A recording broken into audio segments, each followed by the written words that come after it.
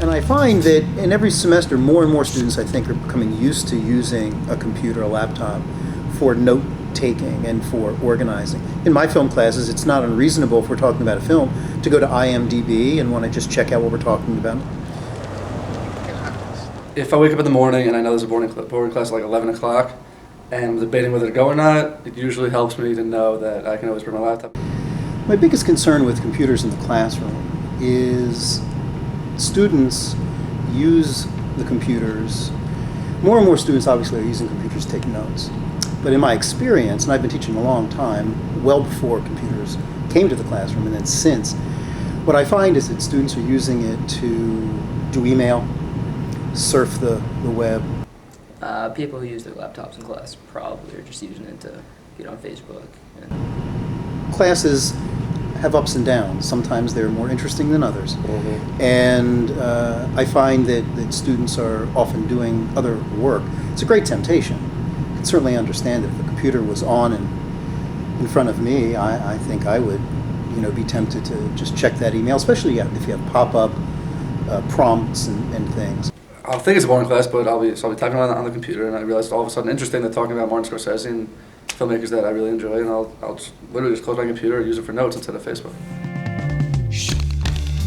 If they required using a laptop, I would think that they would have to have some financial aid for laptops, because not everyone can afford a laptop, so they would have to supply them, even if it was not the best quality of a laptop. You can't require something that's so expensive. You have to sort of provide it if needed. So I mean, if they were able to do that, then yeah, that would be a really good idea. I think that if every student had a computer and it was mandated that they were supposed to be using it, I would think that there'd be other safeguards or other policies around that would help both the student and the teachers in the classroom communicate effectively around the technology or using the technology. I think it'd be a strange requirement. I mean, maybe for some classes, but it would really depend on the class. And again, I think it depends. If there is, I've taught in classrooms where there have been computers at every station, and they don't go on if the subject matter doesn't warrant it. If it's a writing class, which I've taught over the years from time to time, then, as I said, with downstairs in the media center and the writing lab, there's great advantage to that.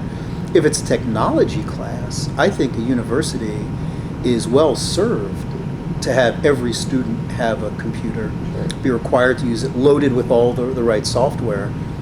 But depending on the class, you run the risk of, if you're sitting there and you've got a deadline for a production, and you've got Final Cut right in front of you, and it's right there, and teachers droning on about something in film history, something that happened in 1927, and you got that Final Cut right there, and he can't really see it or she can't really see it. It's a great temptation.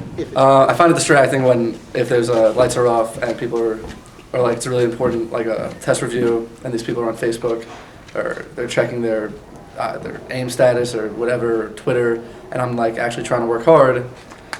I'd like to figure out a better way to use technology, computers or even other technology, in the classroom more, because that's where it's all going. You're all very facile with the technology, and it's there to be used.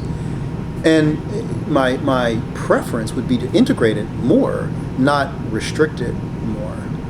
But until I can figure out sort of how to make that work better, I always tell my students, I'm helping you avoid temptation, which I think they appreciate.